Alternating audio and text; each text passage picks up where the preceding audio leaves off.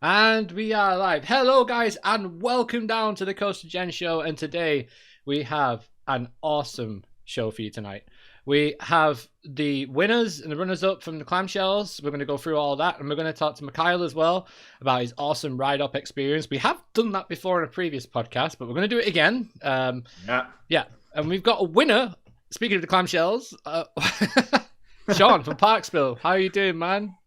Yeah, Congrats, good, mate. man. Congrats. Oh, man. I'm speechless, mate. Honestly, did not I know it sounds so cliche, but I honestly didn't think I was going to win. Well, Got anyone you want to thank? I'd like to thank my mum, God. But no, it was just amazing. And Speech. I'm going to print out an actual little clamshell. Oh, the trophy. Clamshell restraint. But no, it's just amazing. Honestly, it was just so good. And then, I just want to thank everyone for voting because and even just nominating us, it was just so good. So yeah, I know it's just an award, but it's nice, isn't it? Just to have it's awesome. Recognition. And it's nice to get the acknowledgement. Yeah. No one even knew we existed in the last clamshells, and now to win one, what the hell? But yeah, it was just good, and and it was just great how just in general it brought the community together, and everyone who was nominated, there was just so much more diverse selections than there normally is. Yeah, for sure. Which was really cool. So to see loads of other great channels get recognition as well. It's an amazing thing. So yeah, awesome, and well done, Luke, for the Thanks, nomination. Thanks to everyone who voted. We didn't win. CoasterBot live stream won. Kieran came second, and we came third. But just to be in that list is incredible. I said it last week. Say it again. Thank you so much. It means the world. And congratulations to everyone who won. And we're going to go through some of them right now. Just let me sort this out. Can I just say before you do, Sean, that diss track were absolutely quality. It's one of the funniest things I've probably seen. Oh man, all of them. That was just mental. Yeah. So here we go. We've got the clamshells that you should see the clamshells. I can't see my screen now, so hopefully you can. Yeah, I can see them. It's there. So we got Cupcake and Coasters. Obviously, big shout out to Jordan for organizing these awards. It's to be fair, right? The best thing about this whole thing is how it's brought everyone together. You guys with your diss tracks and everybody just supporting everybody. It's been amazing. So yeah, thank you so much. Honestly, it means a lot, especially to us content creators, because there's nothing like this for us and really out there. So this is it's epic. It's really cool. Thank you so much. Indeed. So yeah, we're going to go through best established channel. We got winner Jack Silkstone. So well done, man. Well done, Jack. Also, thanks a lot for giving us a shout, CoasterGen, on the launch this week. Same. Not gonna lie, right? I was watching it and I was like, what? I spat my tea out. Your custard creams. Yeah, my custard creams. Absolutely epic. Yeah. Yeah, you got CoasterBot and then Pleasure Beach Experience. Yeah, fantastic channels, amazing, awesome. Yeah, and then you got Best Newcomer channel. Oh, very good. Who's that? I don't know who that is. I can't. Arch Nemesis. What's that trip spill? What's that trip spill? As if you remember that. It's crazy. Yeah. Well done, man. Congratulations. That's awesome. Thank you. Well done, dude. And and then we've got Archie, who won Best Small Channel, runners up ParkSpill, runner up again, man. That's Top Fuel Tourist as well. And then you've got Best Production, you've got Kieran, CoasterBot, and then ParkSpill. Mate, you're all over this. You are. Literally, you're all over it. It's crazy. It's pretty mad, isn't it? I don't understand it myself, but it's Best Vlogger, you got Jack Silkstone. And you got Pleasure Beach Experience, it's got Scott, and then ParkSpill. Okay, there you are. To be honest, that's the one that it all surprised me. But when I was up against the vlogger category, I was like, mate, what? Against Jack and Pleasure Beach Experience, God, I was like, nah. But it's such yeah, for me that was just so nice to be in that category. It's like we I said, just think I suck at vlogging. So. like we said last week, like it's one of them. Like to even be mentioned with these names is just crazy. Like it really is insane. Yeah, we're just like fanboys, aren't we? Really, like we're like in, like the first time Chris ever messaged me back from Screw Loops, I was like, Chris has messaged me back from Screw Loops. Like, what do I do? I was like, what? And now like he's one of my really good friends, so it's crazy. It really is crazy. And we got a Facebook group. We've got Theme Park Global, so well done to that.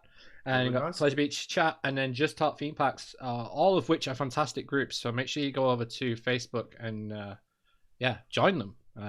It's cool. And anyway, speaking of Chris, funniest account, we've got Screw Loops and Digital Dan, Topfield Tories, second runners up, which is very impressive, and then Immersive means third. That's cool. And then we've got Best Game of Digital Dan. Screwy Loops again is in there, first runner up, and second runner up we've got Silverette, which is crazy. Like, but Dan, to be fair to Digital Dan, top guy, you guys are all subscribed probably. The Planet Coaster contest he did during lockdown was special, man. He set a bar with that. That was cool. Like I sent something in. I did it in about 2 hours, and I was like, nah, no chance, nothing. But just working. Damn near killed himself in the process, but him doing that competition gave me content because I was making rides for that competition on streams. So that's the thing with thanks, Dan. With what he was doing with Digital Dan was he was making so much content in lockdown for people. Do you know what I mean? And like he did say like, oh, it got too much in the end, but it just shows you like he was putting his all into it. So it's like really, really well deserved. If you look at some of those submissions that got sent into that contest as well, I mean, the detail on those were incredible. Yeah. So you can really tell people went above and beyond just, specifically for that competition. Yeah. So. Definitely. Awesome. And moving on to the next one, we've got Best Podcast. We've got The Launch taking the top spot there. Then we've got Coaster Bot Rambles, which is really boys. And then you got Off the Tracks as well, which Coaster Dan and Digital Dan is pretty much part of that as well. So so that's really cool. Like, it's crazy. It really is. Just going through this. Best Blogger, Coaster Bot.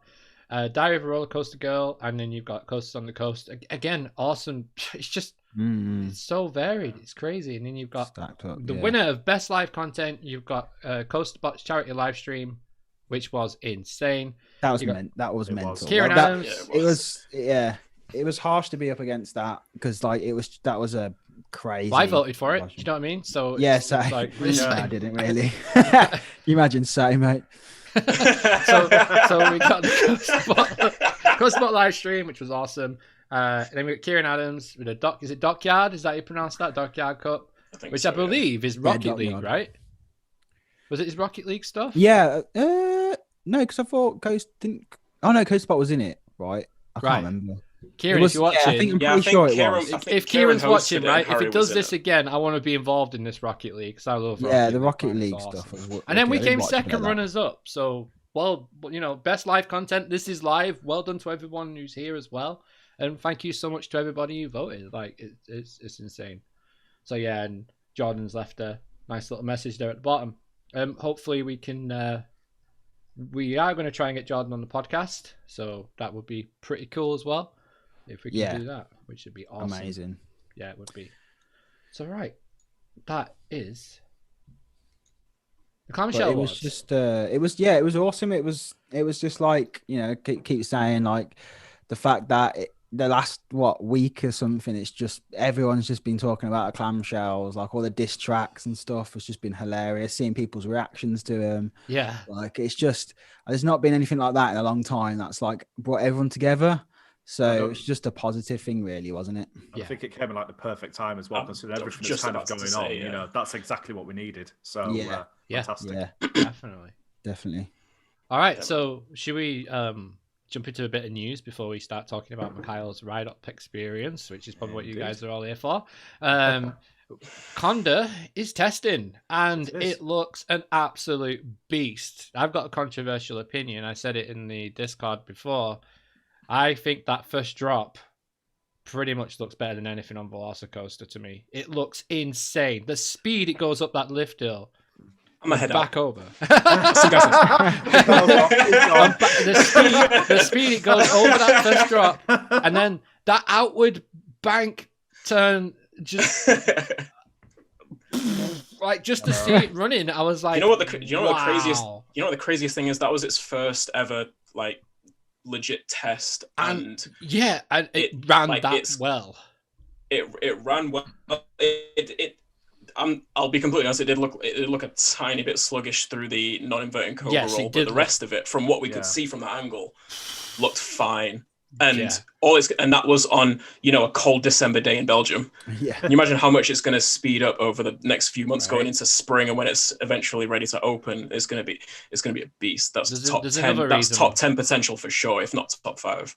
I mean, if you're on that back row, you'll get whipped straight down that drop. There's no That two drop ways about looks- it. that You're going to drop- be out your seat and Oh down. man, that Yeah. drop looks insane. It looks insane. Like the Oh, speed it went dude. up that lift hill though, and the noise it I know. makes. Right through over. It reminded me of Skyrush, that noise. I was like, what? I thought it was another ride in the background, maybe. Yeah, I did. Fire Crush Mark 2. Hell no. It was it was really cool to see, like, after talking about it for weeks and for months about it, Yeah. and then to see it actually move. It was, and the trains look so damn good on the track. Like, Oh, yeah. That's when amazing. it came back into the brake run, like they zoomed in a little bit on that video. I hope they've done a landscape video, guys. Film it landscape. Like, seriously. Yeah. Like Yeah. in 4K, like you've got your phone will do that. And it's like it just looks so good. I'm stoked, man, because not only that, it's 2 hours away, so that is like, Pretty much on our doorstep, really. Isn't it? yeah. I'm I think We have going. no excuse Yeah. not to get out there next year. Oh, No, there is hell no definitely excuse. Seriously, Absolutely that is firmly on that map right there. It's happening. It's definitely not. happening. Absolutely. I will say I'm still more hyped for Velocicoaster, but I mean, I'm still. it's- Oh, don't get me wrong. I think I'm it's gonna- hyped, but that first drop just looks I so much think better it's than the the- top hat. that's just a personal preference, but I do think it's going to be, Velocicoaster versus Conda for best new edition. I Do think. you think Iron Glass is in that now? Difficult, I mean, difficult one to call, isn't it? for me personally, I'm speaking objectively, yes, absolutely. Sure. But I just think with the way I'm feeling at the moment and my affinity to just Intamin coasters in general, I'm most likely going to sway towards one of those. I think, but Iron Gwazi for sure is I feel like definitely in there from objectively speaking. it's kind of like I don't feel like I need to like compare them because I'm like, No. if you go into Florida, if you go into Orlando to ride a Velocicoaster, then you're gonna go do Iron Gwazi, aren't you? You just Yeah. are. Well, yeah. Of course you are. You're a win-win, well, aren't you? You're not losing out. On I think anything. yeah. Unless if I you're had to- you Yeah. from last if I- year, apparently. if I had to choose out of like either one, it would be Velocicoaster, just because I like theming, and I'm a Yeah, big fan. I'm the of same. theming and Blitz coasters. It is Taron again. Got to mention it. It is my number one coaster, and it's an I just gonna have to be a thing now. I need a little sting, don't I? It's like the weather segment Taron. on a news Yeah. channel. And now over to Sean with Taron. Taron. Until it gets beaten, it's getting mentioned every week. But yeah, so yeah, I'd say like I am probably most excited for that. But like you say, like it's gonna realistically, am I gonna get out to Orlando next year? Probably not. But I'm definitely getting over to Europe if we're allowed to go. It's happening. A big trip next year is happening Us around too. Europe. So Has to. Yeah. I can't wait to ride this. What do you think, Joe? I think, to be fair, it looks absolutely insane. It really does, and there's a lot of good sort of new additions coming next year as well. But for Velocicoaster for me, just it takes it because I'm a huge movie fan. The elements look really, really cool. It's something completely different, and also with it being Jurassic World, one of my favorite film franchises. So I'm probably the most excited about that. But there is so many new additions next year. It really is hard to call. It genuinely is. It's just much Intamin, to look isn't forward it? to. Like even if Oh, you yeah. go from here, like the Intamin coaster from England, like Exactly, and then yeah, and you've got that as well. So Yeah, because I've They're got to just say, dominating But the everything. Mac, Yeah. the Mac Intamin are setting them. Yeah, Intamin are setting themselves up to dominate the 2020s. I think. Yeah.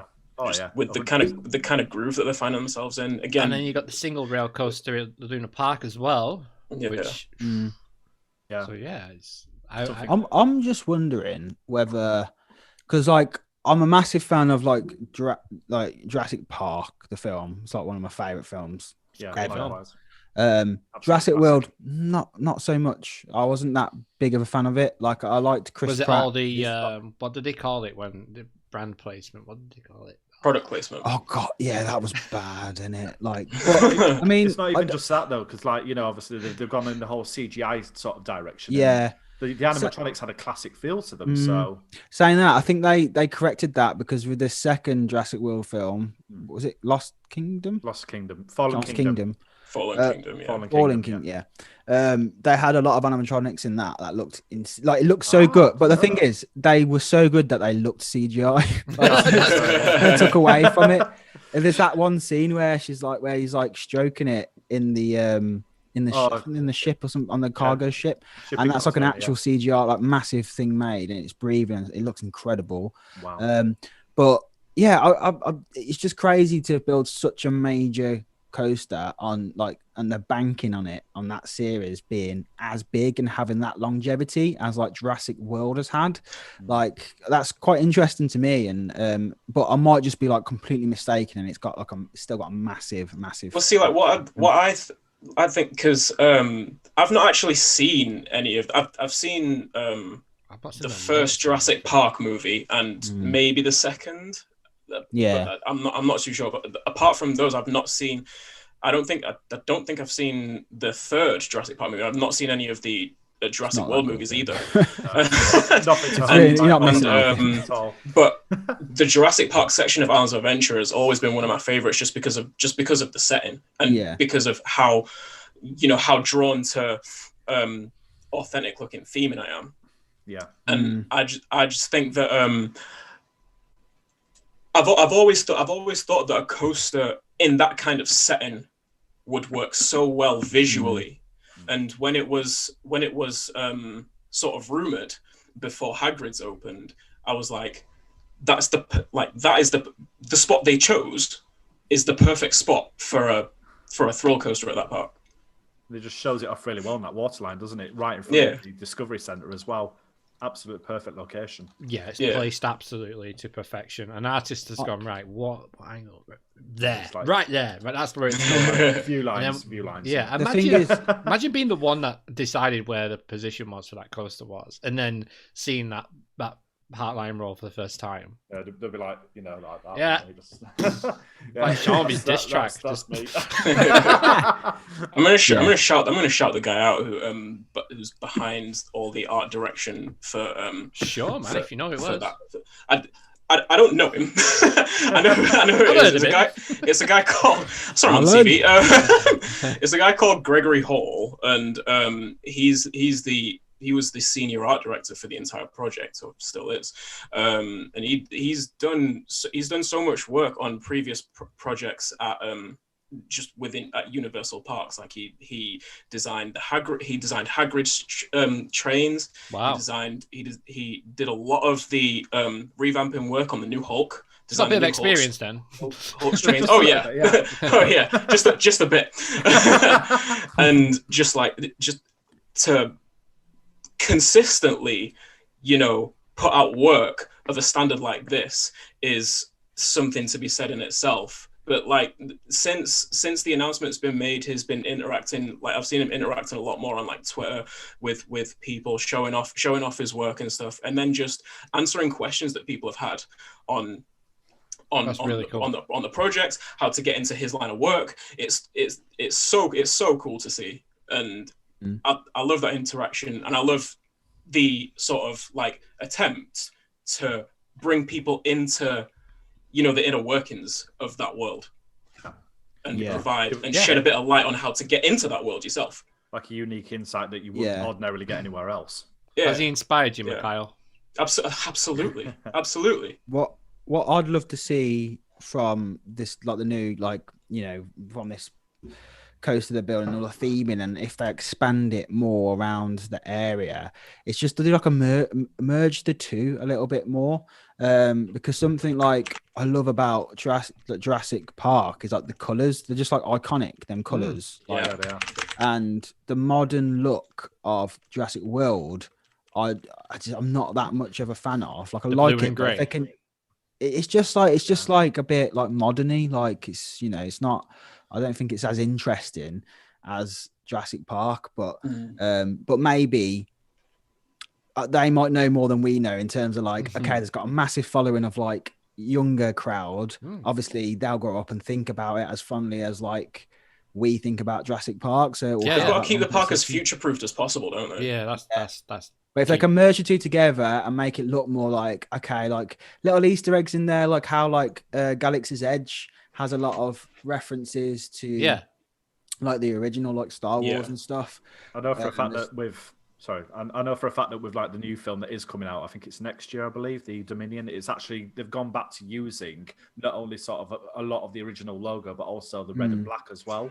I noticed that, yeah. Yeah, so they're kind of sort I of think it's been pushed back to towards 2022 now, unfortunately. Has it been pushed back another year? Yeah, I think sadly, but yeah, like to your point, Sean, about like merging the two together. Like I think they've done a pretty good job of that, because like I mean I've seen on little things that point to them trying to merge the two together, which I think, from what I've seen so far at least, work pretty well. Like the Jurassic Park logos on like the watchtower and on the walls, they don't say like Jurassic World on them. They don't say like either of the movies on them. It's literally just the emblem.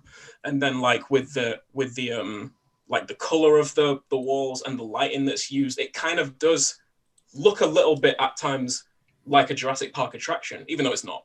But I think they did a good job to merge. The only thing I saw was like obviously like just the Jurassic Park logo, but in like a blue neon-y type thing, and I like what's it called now? I was in it like earlier this year, but there's like a big restaurant in that area.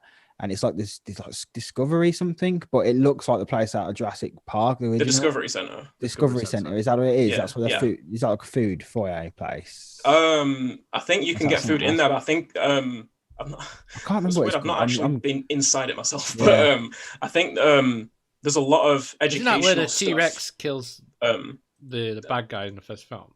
Is in the first film. Yeah.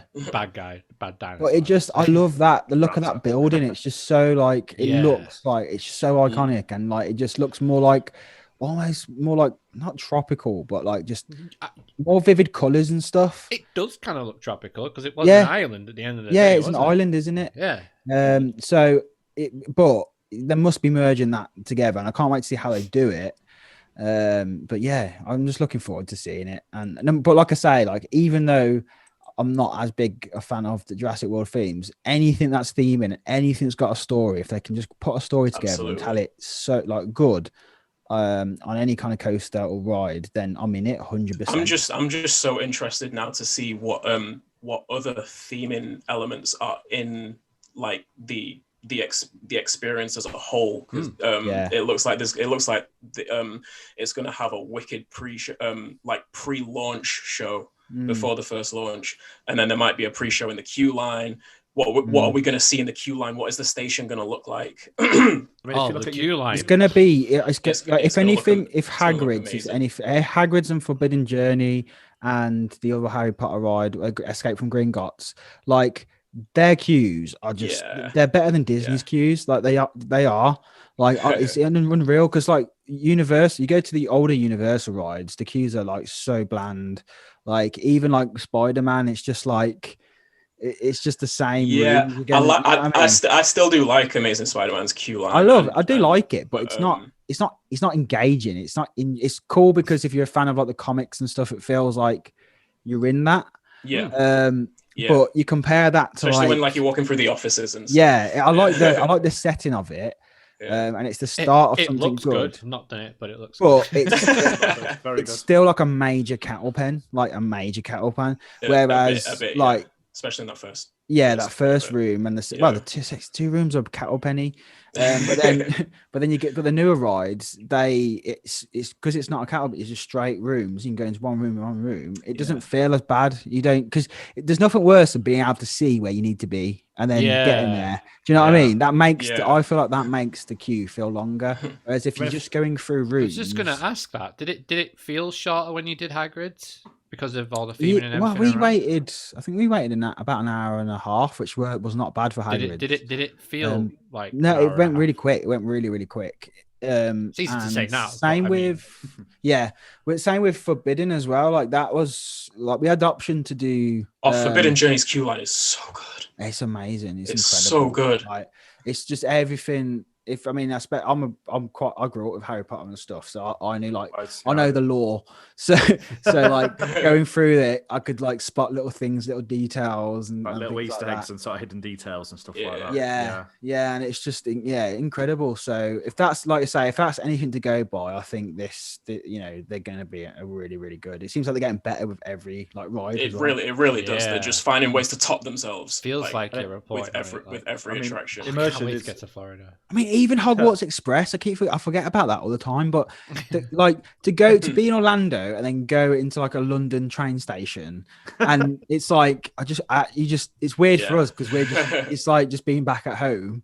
But like it's obviously for like Americans and stuff, they're like, oh god, it's really authentic and stuff. But even that was like every little detail was thought about. Like even just like having the luggage trolleys like parked up and things, and like it's incredible. Like it's really cool. All the props that were around as well. Yeah, and having like all the boarding times. That's going to be weird, that, isn't it? Like, I was just thinking then, like, you're going from Orlando, you got this lovely environment, and then you go on a train, effectively in England when you're on holiday in Orlando, and then you come off it like back in Orlando. I wanted to get away from England. It's like, if you're feeling homesick. Oh, you see, like.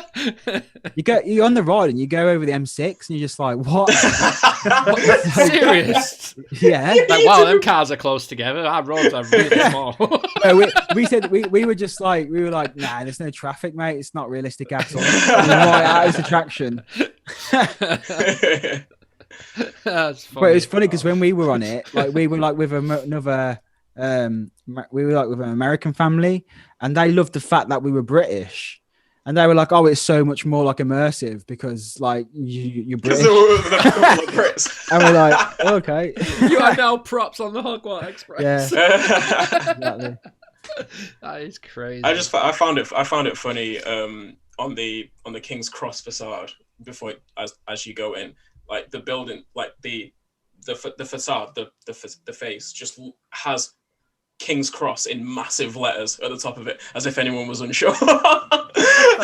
This is where you are. Isn't it like a little alley though that you go through to get into it? Or is it actually quite big? To get into Diagon Alley, yeah. But the Hogwarts Express entrance is off to the side of that. Okay. If there's one thing that Universal do well, and we have to say, obviously, like you've just said, they're getting better and better with every attraction they do, it's immersing their audience into the world they're in. And obviously, with the different sections of that park, you can really tell that they've really not only thought about what's in front of you, but what's around you and kind of how they're going to enclose you into that world. Absolutely. So I really feel like, as soon as you walk into that queue line for that new ride, and obviously for Velocicoaster, you are going to feel like you're walking through a raptor enclosure. You just have to look at the landscape and everything else. So and the lights on the fences as well. Yeah, like Mikhile, is that lined up with the launches?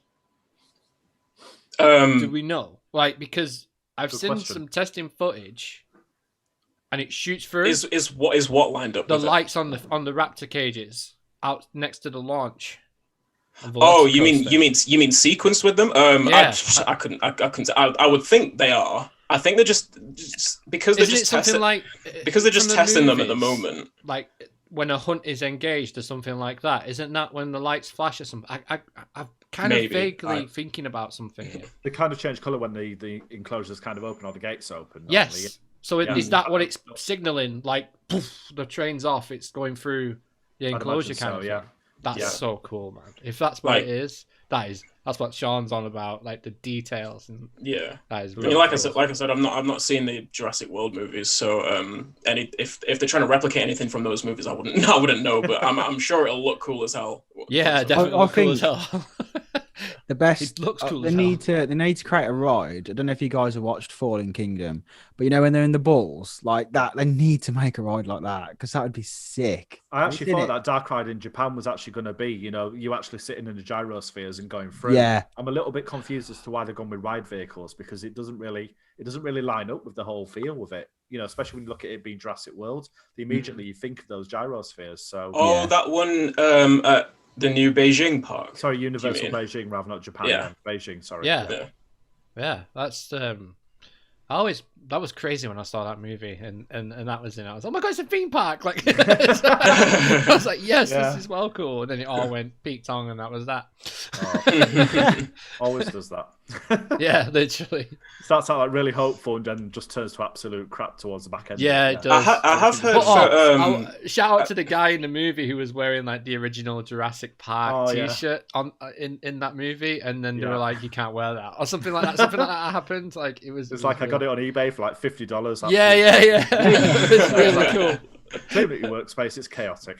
Yeah, it's crazy. I have heard for the river adventure ride at Universal Studios Hollywood, Mm. they are supposed to be, they might be putting in a gyrosphere as a prop in one of the sections of that ride. That'd be I don't know how Very true cool. that is, but I think they might be trying to incorporate a gyrosphere into that ride, which would be cool to see. The main question is, do we ever think we're going to see the river adventure over at Universal Orlando get overhauled into that theme, or do you think it would stay as Jurassic Park? I guess it'll depend on a few things. I do know that as they were planning Velocicoaster, it was like they basically, according to their budget, the budget that they had to work with, it was like overhaul River Adventure or put in a new coaster. You know, So you're going to go with the latter, right? I Because feel like yeah. I feel like if So, they like, were planning it, they might do won't be it doing later now. on. They won't be Yeah, doing it now. there'll And be no I point. don't know. I haven't done like the new version in Disney California. Studios Hollywood. I've not done either of them. It may as well be now. Imagine that. Disney's But no like now, surprise. like I haven't done the new version, but because I just love that, like the original. I'm just a sucker for it, and it'd be a massive shame if It has the gates and everything, if they- doesn't it? Yeah, if they Oh, updated it, I think it would be a shame. But You're one of those, aren't you? I'll never give Universal my money again. yeah, no. I'm joking. But then again, it's a bit weird to like have a mixture of the two. Like, how does that universe Yeah, because go if you together go if they're from in a different time part- periods? Yeah. They're meant to be Well, different. They're different time periods, then, aren't they? And it's like, double the amount of merch though. yeah, that's it, really. I do still think that the area at Islands is big enough to incorporate the two. Like it's the biggest area in the park. They could And, update it. yeah. They could update it to be like after the first film happened, so it's all a bit like derelict and stuff. So it's like the old part of like the, you know what I mean? Like, and just Yeah, I'm so going you on know, Planet like- Coaster later. Yeah. That's a great idea. they should do it like that. So it's still got all the same old school like branded up like stuff and Yeah. the boats The and stuff. new people but, are moving in, kind of thing. yeah, and it's like that. I think that would be quite cool. So it's all on the same sort of timeline and has the same sort of like Mm. relevance. Yeah. Yeah, so they can like do it like so it flows through. That would be really cool. That would be Definitely. sick. I've got so many ideas going on in my head right now. It's It's like the opening for it, like the marketing for it, like a plane's Yeah. just going over it, like a Virgin Atlantic plane's just going over, and then it's just gets taken down by a pterodactyl, like going over the original land, and then it all starts. You know, Yeah. you've got your coasters and everything there. That'd be so cool. That would be sick. That was so good. It'd be really cool. All right, let's have a quick hello to people in the chat. Guys, if you've got any questions, fire away in the chat and we will get to them when we can. So hello, Phil Six. Hello to Mikhiles in the chat again. Hello, Aaron. Thank you so much. Screw Loops. Hey, Chris. How you doing? Hey, mate, you all right? Zacharoni, Tech Andrew. We've got Boy For You. We've got lots of people. Sam, how you doing, Sam? Congratulations on reaching 50 subs, man. That's awesome. We got Coaster Dan, how you doing, man? Yeah, well done. Well done on the running up as well. Goes to Dan. And if you guys have missed the clamshell announcement today, obviously we went through it at the top of the podcast. So if you want to go back when this is finished, you can use the link that you used to get to come to here and watch it back, and you'll see it. Yeah, it's really cool. No worries, man. All right, so the main event, Mikhile. I thought you froze then. I was like, oh no. Oh no. What timing that would be. Yeah, just a quick one. If you are listening on Spotify, do check out our YouTube channel and subscribe. Subscribe to ParkSpill. Check out themeparkinsanity.co.uk as well, and follow all our socials. They're all in the video description and the Spotify description. So check us out. Before you get into that, it just made me realise. You said Mikhile froze. Yeah. Coaster Dan on Off the Tracks had a you moment. Oh, really? Everyone froze, and it was just him.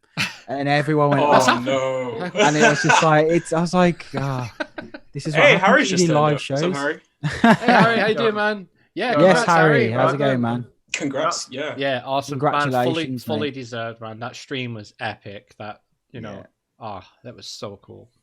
I hope we get some more of them streams, dude. Like, it was really, I know it's a lot of hard work, but the payoff, man.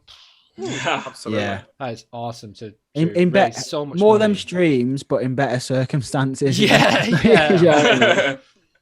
Yeah, definitely. Yeah. And he did have one of the best diss tracks as well. I loved it, even though it wasn't a diss track. It was still like so funny. I watched that, and then the music changed. I was like, no. Anyway, yeah, it's so good. Everyone should go check out his diss track from last year, because that was like legendary. Oh, the one that Scott did as well from Pleasure Beach Experience, where it's just like, I need fuel. I'm out of fuel. Yeah. It's just like, I need better. That was so good. So much. My Greg's is shut. Yeah. Damn. Why did Greg's close so early? It's not fair. All right. Yeah. Should we get into the main event now? Yeah, let's go for it. All right. So, Mikhile, if you guys didn't know, what do you want to know? has been a ride-up in some awesome parks. Bush Gardens, Hershey Park, Lightwater Valley as well. And it's how was it, man? How was operating, and what rides did you operate? First of all, I hate it. I'll never do it again. No, I'm joking. No? That's why you've not been for Mingle. It was, how do I even sum it up? Really, it was like everything I wanted it to be honest. I may be wanting to go in a different direction now, but I'm so thankful that I just made the effort to do it, and just made the effort to get over there. And big commitment to do it, man, as well. Like a few of my friends have told me just how brave it was to go out to a country that I've never lived in before, especially one like the United States. And, in pursuit of something that you just really wanted to do for yourself. I never really think of it that way. It's always just, especially stuff like career stuff, I always just think of it as, right, I want to do this. This is what I need to do. So I'm doing it. Right? Like, that's great. I guess I should spend more time just taking in, the magnitude of what I did. But yeah, it was awesome. I got out there, got to see the industry, as much of it as I possibly could.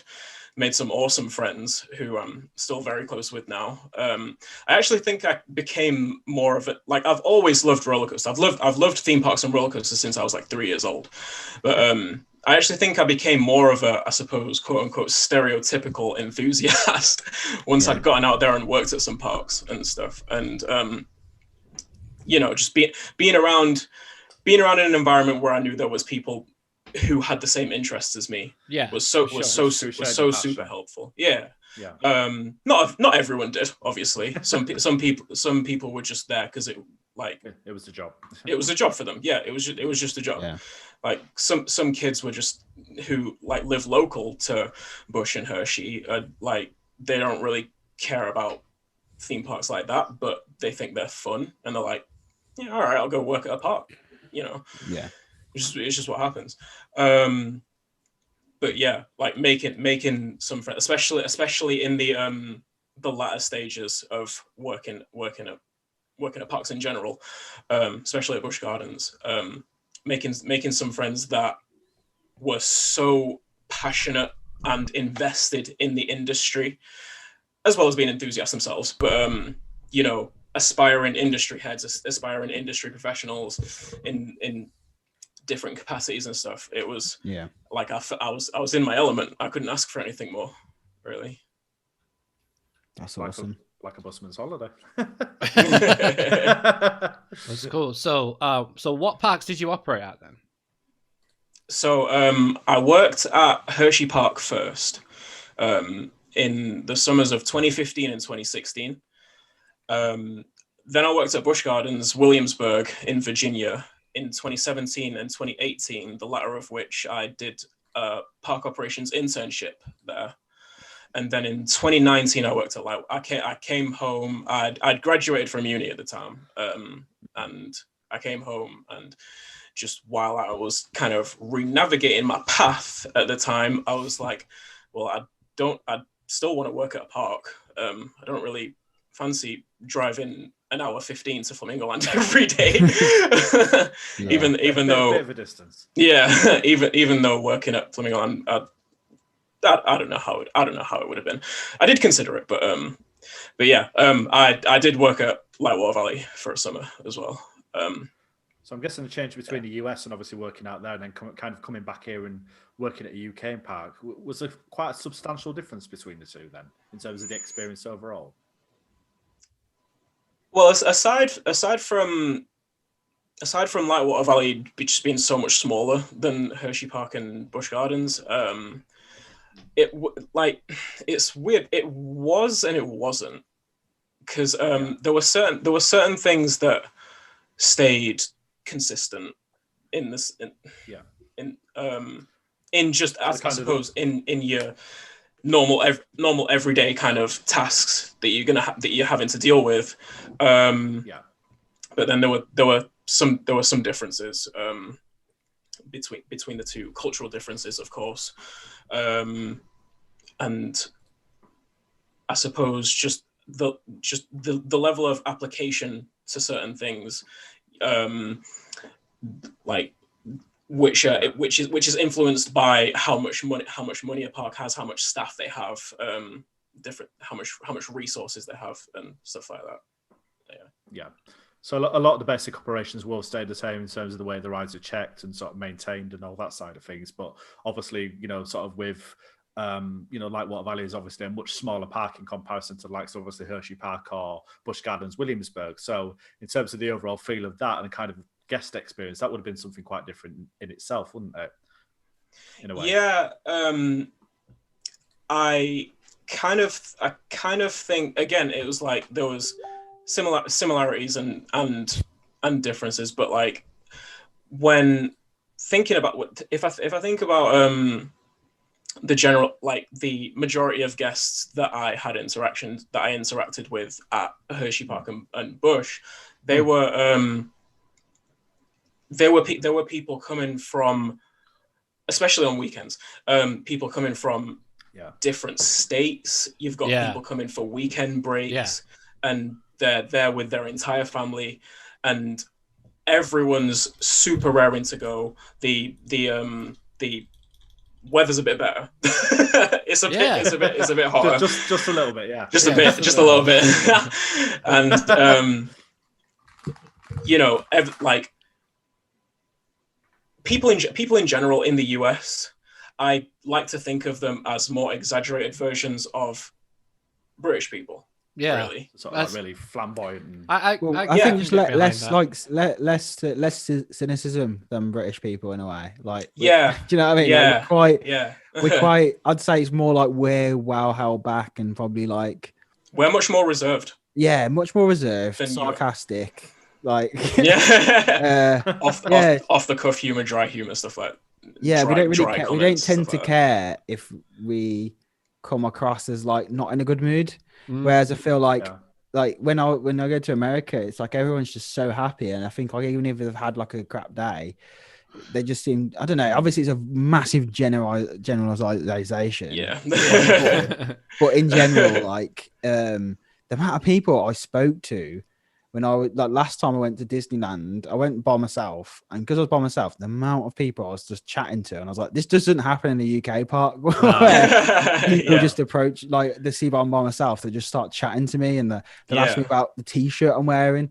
These aren't people who work at the park; these are just other people. I'm Yeah, like when yeah. you queue lines and Like, stuff. Yeah. it's crazy, but And it's those nice. it's those kind of conversations that I didn't find myself having as much with and I know I can only speak for a small sample of UK guests having worked at Lightwater Valley. It's not like I worked at Towers or Thorpe or anything like that. Sure. And I mean, Lightwater is the only UK park that I've worked at. So I'd like, but like back to the point, like those kind of conversations, I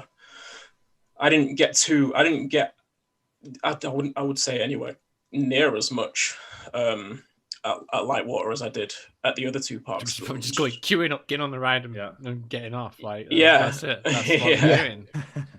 Yeah, it's like the Americans are so conversational, so forward.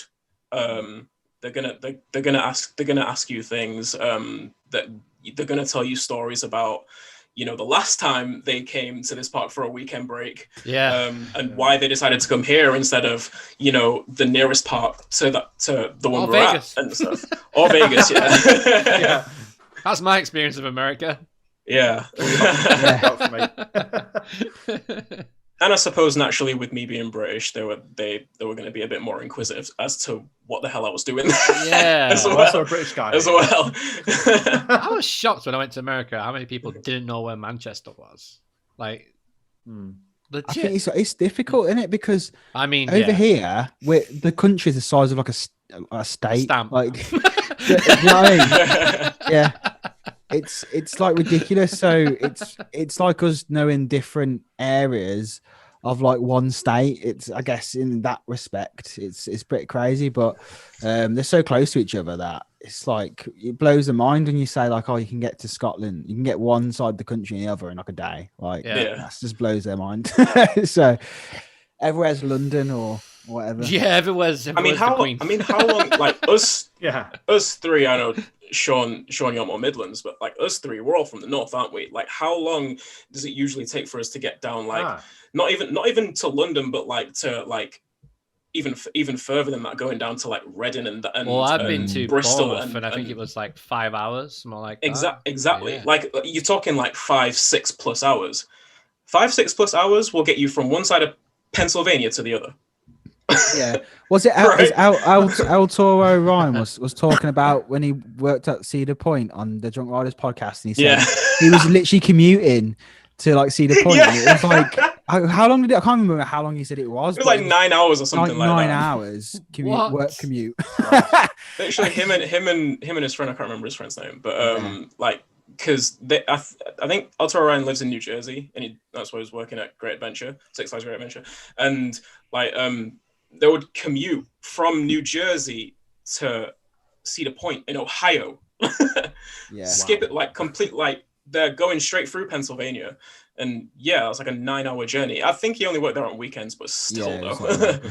It's crazy that because they must hear and we go, it's been a long journey for this park day today. It's like 3 hours. Hour and 45. Like an hour and a half. Hour and a half. Pretty far away. We're really lazy people, right? I said that. I said that in my Chessington one recently. I think I was just like, we haven't really been to this park much because it's quite a long journey. It's an hour and 40 minutes for me. Like, not long, is it at all? You're like so you take that for granted. So like spot on where to be, like in the UK. Oh mate, theme like park for community. what I love, like theme parks, it's the best. But it's why there's so many factories around here as well, because it's just like smack bang close to everywhere. Yeah. Except like Scotland, I guess. But but still, you can still get up to. I can still get up to. I've got up to Edinburgh in like just under 5 hours before my dad lived there. So it's like you can go straight up. You know the good ways to go. So I love it. But this is Mikhile's. It is. Yeah. So Mikhile. Oh my! I've got some sharing questions stories. first from the chat. Yeah, Can you read some of them out? Go ahead. So, CoasterGen said, did you operate the best coaster in the world, the Ultimate? So, do you mean longest? The best. The best longest. The best longest coaster in the world. So when I was at Lightwater, I was a team lead. So I got trained on half of the Ultimate. So you can get trained as an attendant. It's that big. You only get trained. Yeah, it's that big. I only got trained on half of it. Yeah. I only got trained at the back half of it. No, I'm joking. You can get trained as an attendant, and you can get trained as an operator. And when you're an operator, you'll be in the operation booth solely. Like that's all you'll be doing. Depending on how many depending on how much staff we have in. If there are 2 attendants, then you'll just be in the operations booth. Yeah. You won't be checking restraints. You'll have limited like interaction with guests and stuff. But if there's only 1 attendant on platform, then you'll be checking restraints with that attendant, and then when the trainer's fully checked, you'll go back into the operation booth and send it off. I only got trained as an attendant because we had enough enough of age operators to run the operator side of it without having to get any of the team leads. Yeah. Sure. And experienced people who've been there a while, I guess. Yeah. You have to be over 21 years old to operate in the operation booth on the Ultimate and a few other rides as well. A few other major rides there. Yeah. And so that's number 1. Number 2 is that I primarily worked in the bottom half of the park. So I was in the fairground area where there's the carousel, there's the kids rides, and then there's like the swing ride at the bottom. Yeah, where the Eagles Skyflyer or something like that. Yeah, that one, and then like Eagles Claw and Eagles Creek Farm, Trauma Tower, those, and Wild River Rapids as well. That was my primary area. So that's the area that I spent the majority of the time in. Obviously, with the Ultimate being at the back of the park, and each area of the park has its own like team lead. There were 5 team leads in total, and we were all split up to our own areas. If the Ultimate needed someone to operate, or someone needed a team lead to step in, it would primarily be that area's team lead. Yeah. Yeah. So I spent very little time at the Ultimate at all. I had to ask a few times if I could go up there and just operate if we had the staffing that allowed it. Would be a good thing to tick off the old bucket list, wouldn't it? Really. Oh, yeah. It was good to just ride it again, because I mean this was the first time I'd been to Lightwater Valley since I was a kid, since like high school. Or something like that. So so it was good to get a few rides on the Ultimate. I've got so many happy memories there over the years. I mean, those of you that checked out the site and read the review of the Ultimate, I've written, I spent a lot of time there kind of as a child, not only in the park, but also on the edge of it, sort of on the road nearby, watching that coaster go around, eating my lunch from my dad. Yeah. So, it's a special place for me.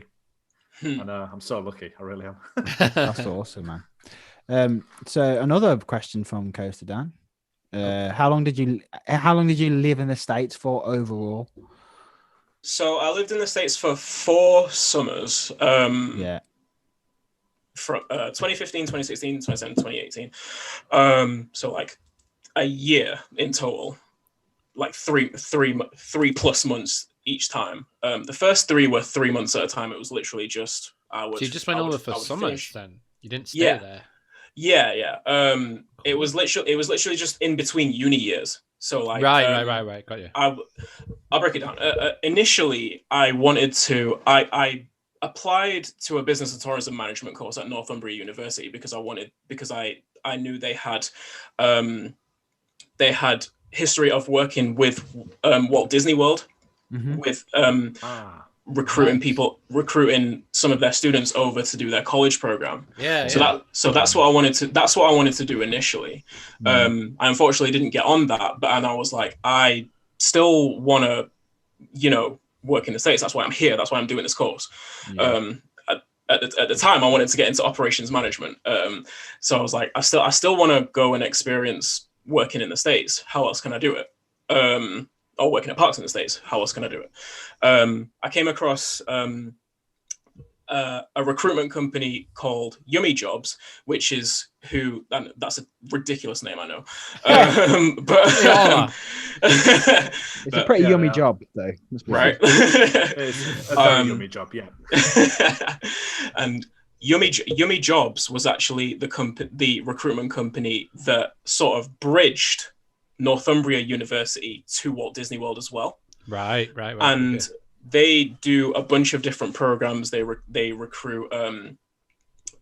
I'm not sure if they still do the work that they did when I was in uni, but they recruit students over to work at theme parks, to work at hotels, country clubs, stuff like that in different countries and stuff. It's a pretty cool job. So I had a look on the website, and I saw that they recruited over to different parks, like I said, like Universal, etc. And I saw that they recruit to Hershey Park, and the jobs that were available at a place like a Universal were all in the hotels, and I was like, I don't want to work in a hotel. I want to work in a theme park. Yeah. So you don't go to a theme park to work in a hotel. You go to actually work on the rides, don't you? Exactly. Sure. If you're me anyway. And so I was like, I knew about Hershey Park. I didn't know that much about it, but I was like, I knew they exist. I knew about Storm Runner. I didn't know too much about Skyrush. Funny story, I actually thought Skyrush was a family coaster at first. Yeah. No. Exactly. Right. The company just like, no. It's crazy. I can't believe I ever thought it was like just a family coaster. And I see it in person, it's over 200 feet tall. I'm like, is that the same ride I looked at on the internet? But yeah, Hershey Park, it has like some ridiculous names that sound like kiddie coasters and stuff as well. Like just Candemonium. That's a fun one. But I was like, I'll apply to work at Hershey Park, and I got that, and I got out there to work there in the summer of 2015. Again, like what I said at the top of the topic, like I didn't really think much of it. I was just like, I just want to go and work at a park and meet other people who like working at parks. Why not? And it was good. It was a very like it was just an experience of up and downs. Overall, I tried so hard to not say a roller coaster of an experience, but done it now. You said it. Yeah. It was good. It was just good to see how, just how operating different rides and different coasters was. One thing I do regret from working at parks in general is just that I do wish I had been more inquisitive while working. I wish I would have talked to more maintenance team members actually, and get like deeper inner workings of different processes that you don't really see even as an operator, more just like the communications between parks and manufacturers, parks maintenance teams and manufacturers, stuff like that. I I got a little bit of it, but I could have asked. There are so many questions I could have asked, and I just didn't. I just didn't think to ask at the time. I guess I was just too engrossed with, doing what I was doing there. Yeah, and it happens. Though. We all get because like when you're in a job and stuff, you're just doing your job, and you feel like you're in that. You've got infinite time, don't you? Yeah. This is now, and you just keep on going. So yeah, it's easy to look back and go, I wish. I look back and go, I wish I'd just had an experience of even one season at a theme park just to see like that, working. Yeah, and I would say if anyone is thinking of working at a park like in the future, like if you do manage to go ahead and do it, like the maintenance guys are always just so they'll talk to anyone. Apart from when they're in a bad mood because a ride won't work or something like that. But they will just like if you want to just ask them questions and stuff, they will answer pretty much anything that they're allowed to. They will, yeah, definitely. I think did you talk about, just for other people that are thinking about wanting to go over to like the States and stuff, did you mention about accommodate, like how did you sort accommodation and stuff? Yeah, so through Yummy Chops, so in Pennsylvania, I stayed in a city called Harrisburg, and we stayed in university accommodation, basically. So just university flats. Depending on the park, you could stay in some rented out flats. Well, some flats that the park have rented out. Parks may have their own accommodation that you can stay in, and have their own dorms. A lot of the Cedar Fair parks have their own dorms. Like Cedar Point does. I think Kings Island does. I may be wrong on that, but they might. And Kings Dominion also. And Carowinds. But yeah, they have their own dorms. Bush Gardens had their own little village for international students and American interns to stay in. Yeah. So like recruitment companies will work out, arrangements with parks to send over international students, provided and either the park will provide accommodation, or the recruitment company will work with the park and with another. Maybe it might be a uni. It might be another a company that owns like a block of flats or something like that. They will work something out for you. You won't have to go. You won't have to go over there and like find your own place to stay or anything like that. They're gonna make it as simple to, as easy and as stressless for you to go over there as possible. Is that because obviously a lot of these parks like in America, like they don't have like the seasons we have. They're a lot longer, aren't they? Yeah. If at all they should do, they might even not have been short for that long. Will they have people in term time, for example, like they have the local university people working there? They'll go home, and then that's when they get in people from outside. Like the vast majority of just people who work at parks in general are students. Are either college students or high school students, and then you'll have your just like older employees who are maybe retired, and they'll work there just get out the house. Just get out of the house. Instead of taking golf. It's a good thing for the students to get in there and experience working in a place that is realistically so much different from working in like a Foot Locker or just some store, some grocery store somewhere like that. The kind of downside, I suppose, depending on how you look at it, the downside to that is they all have to leave in like August, September, right? Unless they live locally, then they can work weekends and stuff as well. So depending on the park, Hershey Park brought in a lot of volunteers. Once we had a period at the end of the summer called August Crunch, which is the last 2 weeks of summer where, you know, all the college students are going back to uni. You know, the high school students getting back to go back to high school, and we were reliant, like desperately reliant on international students and volunteers. It's a hectic time because we're like, you know, the amount of staff we have available, everyone's working doubles. I'll get into doubles as well, because doubles isn't a thing that we have that I experienced it at Lightwater Valley anyway. But everyone's working like open to close or as close to open to close as they can. Wow. Back-to-back shifts. Yeah. So yeah. Interesting. Okay. Very good. What else? There's another question. I can't find it now though. There's one. Sam's question. Yeah. Sam's question is a great question. Yeah, it is. He said, "Hey, Mikhile, did you see / follow the construction of any major coasters whilst working out there?" Did I? I can't remember.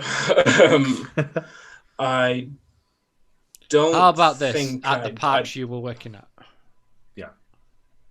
Oh, I thought that's what you meant. I don't think I did, because when I was at Bush, they hadn't started working on Pantheon yet. So, which I'm gutted about, by the way. Must have just been at the parks at a really unlucky time when nothing was happening. Yeah, I narrowly missed out on Bush starting work on Pantheon, although I did have a good chat with the director of design and engineering at Bush Gardens about Pantheon. What has turned out to be Pantheon. That wasn't quite what they originally wanted at first, but what turned out to be Pantheon. And at Hershey Park, it seems like I narrowly missed out on seeing Candemonium and Chocolate Town. Damn. So yeah, timing bite me in the arse again. One thing I did see was we took a trip. Me and a friend of mine in my second summer working at Bush. We took a trip down to Carowinds and got to see the beginnings of the work site for Copperhead Strike. Nice. Oh wow. Ooh, so that's cool. Yeah, that's pretty cool. I'm not sure if I don't think anything had gone vertical yet. But like the construction walls were all around the area, and they had a load of like just marketing and hype posters on there, you know, just like teasing the storyline of it and stuff. I've got a load of pictures of them all on my phone and stuff. Send them over. It was cool to see. I'll see if I can find them. I know they're somewhere. I'll see if I can find them. I was looking through my Facebook pictures the other day. I was looking through the CoasterGen Facebook pictures when I was there for Icon, when that was first being done. Like, so just seeing all construction photos, man, I love seeing them. It's so cool. Yeah, I love it. Apart from Smiler and Icon, I think that's the only two. Like, I can't remember any. Every time I go to a place, like they're park secretive about it. For example, like when I went to Fantasyland, like I couldn't see anything. You would have seen Wickerman, right? Oh, Fantasyland are the worst. Wickerman, yeah, of course, Wickerman. Next to Granny, come on. Tron, you could hardly see Tron at Magic Kingdom. You had to get on. I imagine, when you was there, did track? Saw a little bit of it. There was track up. There was a track there, yeah, but because this was only like was March, this was like March. Yeah, we were there, so they had you could see some track, but only if you went on the People Mover, nowhere else. How big was that track? Just to go slightly off topic. What's that? Sick boy. How big is the track? Yeah, track spine. Yeah, it looks massive. Mental. But yeah, Cosmic Rewind. obviously all indoors, couldn't see any of that. Saw Velocicoasters like footers going in, like they drained the lake Cool. when we was there. So we saw like that, and it's funny because they've got just when you're going through Jurassic Park and into what's the next section? Is it like the cartoon like Toon Lagoon. Toon Lagoon. They had like a crossing where I was obviously where they're having to bring in everything out. So like they'd literally have two people standing there all day with a rope, like do that. Trucks would come in. Obviously at this point, I had no one had no idea what the hell's going on. We were just like, oh, I wonder what they're building over there. Might be pretty cool. Little did I know, I was like seeing like something that was this epic. I was like, there's definitely I was like thinking like Jurassic Park kiddie coat, maybe like a little kiddie coaster or something.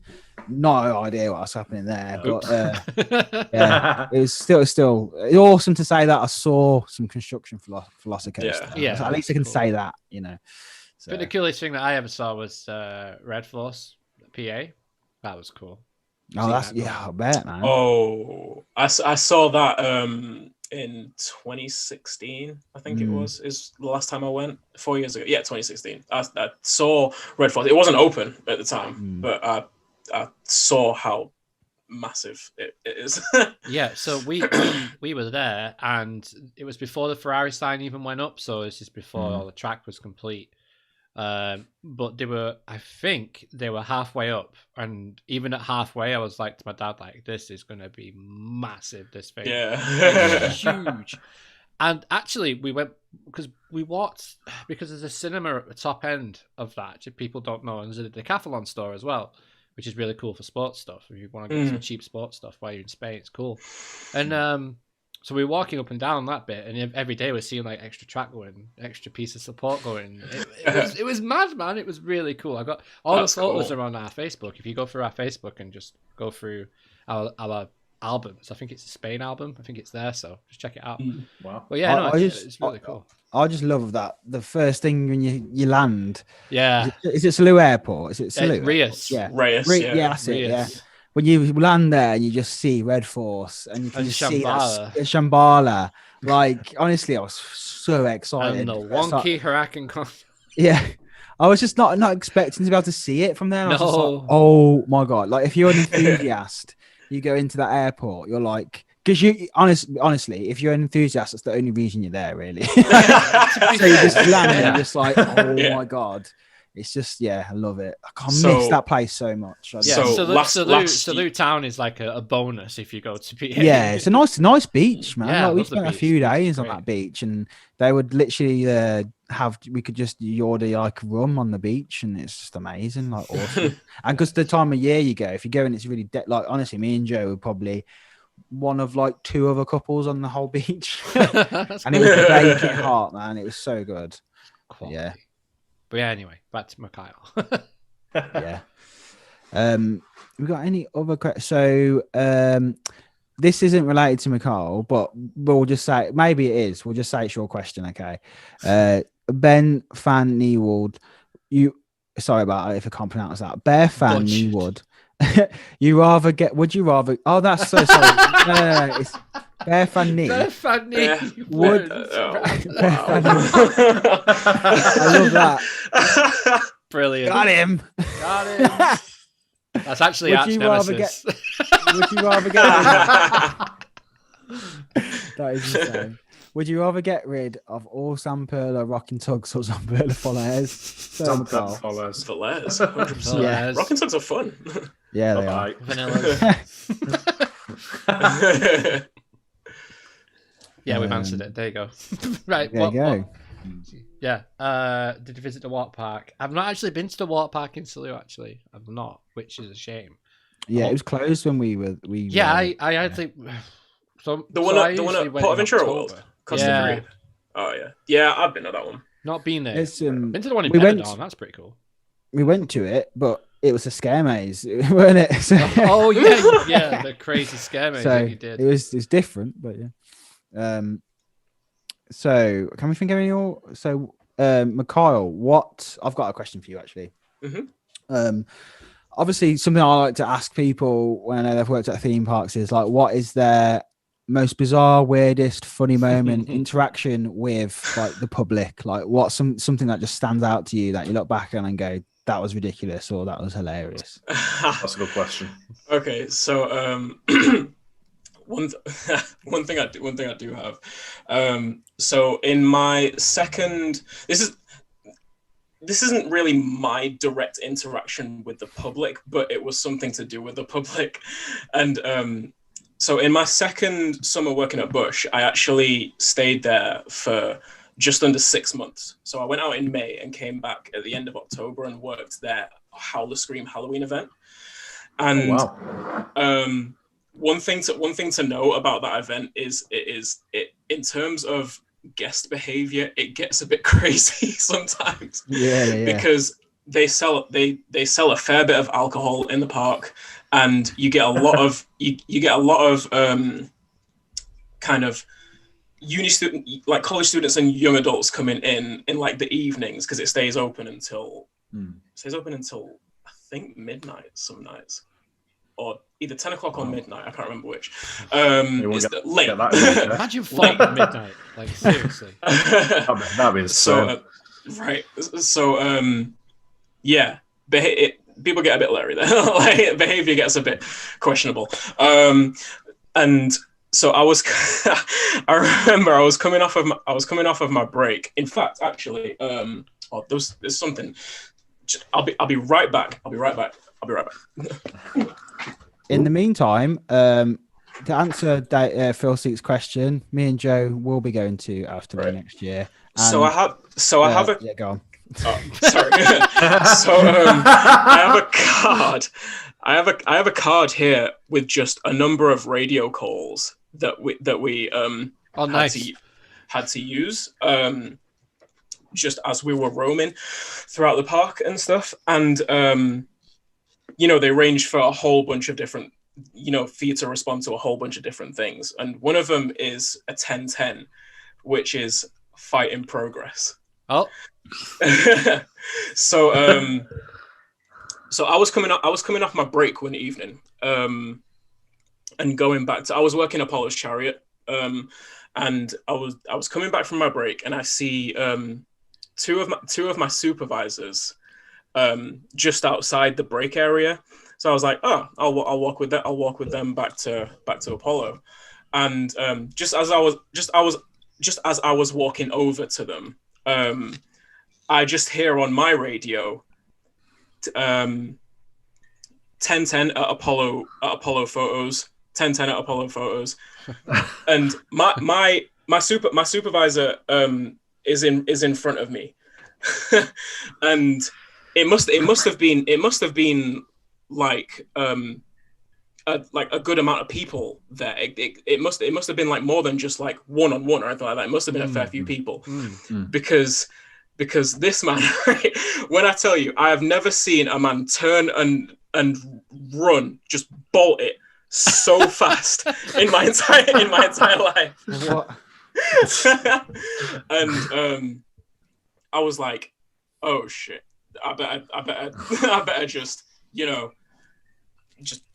briskly make my way over there and see if I'm needed, because like the supervisors and the managers tend to take care of that pretty quickly. Take care of that kind of thing pretty quickly. By the time I got over there, it had already been sorted. But I guess I didn't get to see it, but I guess some managers got there and handled it pretty quickly. But it was just so funny to me, just to because literally I had him in my sight, and then I heard it on my radio. I looked down. And I look back up and just gone. He's out. I've never seen a man run so fast in my entire life. it's like Roadrunner. It's like. Yeah. But yeah, there's been a few stories. There's been a few stories like that. Like that same supervisor has chased like a guest onto train tracks before and stuff. Like, oh my god, it's crazy. I've just seen loves the drama. That's what it is. Like he's like Superman. He's waiting for that radio call to go off, and he's just like, and then like, yeah. That's what I mean. I was What's on the glasses? watching, just I've always been interested in like being on that side, like the the staff side of the theme park. Just the amount of stuff that goes on in like Well, it's just that one day. Pleasure Do Beach you know what I mean? documentary that did that to us, isn't it? Yeah, it's just like this. I mean, I watched a vlog the other day, right? And it was a random vlog from like years ago, and it was these lads who went to Thorpe Park, and like they got thrown out because his mate dropped his phone like in the stealth thing. So he jumped over into the fence, like into the ride area to get the phone, and then was like kicking off that they were trying to throw him out. And it's like, mate, you can't be in there. and then like he sneaks in again. And I'm just like, I can't believe I'm watching this vlog, but I'm just like, it just makes you go. He got back in. Yeah, he got kicked out and got back in. And I'm like, I can't believe this is I can't believe it's a vlog. Wow. And to like, but I'm thinking that's one story I've seen. Like, they must see some crazy, like, some guy runs into an area and then wonders why he gets thrown out. Like, what? Yeah. Well, you're into a ride area, you know. we had that at Apollo.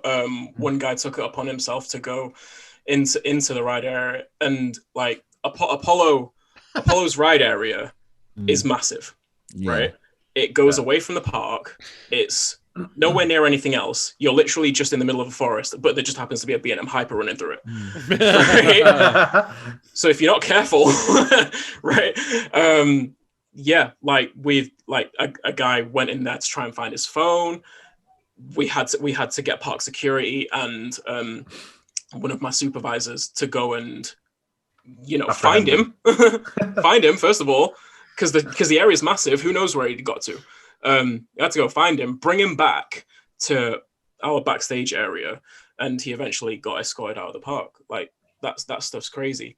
We had one employee try steal a phone in a show, and for that one we had to bring the police in. Like we had to take police reports. I nearly got subpoenaed. I almost had to go into court to testify against my witness statement and stuff. Wow, it's a lot of crazy stuff does happen, but it's also just like really avoidable stuff as well. Like it's just like really needless stuff. Like it's entertaining for the at the very least, but it's like when you see people like kicking off at like ride-ups because their kid can't go on a ride, and it's like it's for the kid's safety. It's literally like the train specification, the manufacturer's specifications. This restraint is suitable for this height.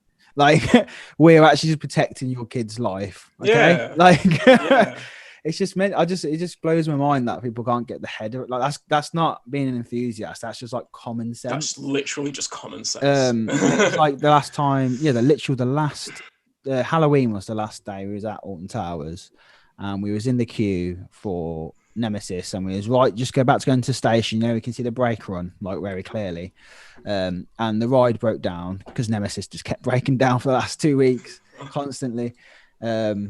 And then like they were just stuck on the brake run, and there's this one guy probably about my age or whatever, and he was just screaming his head off.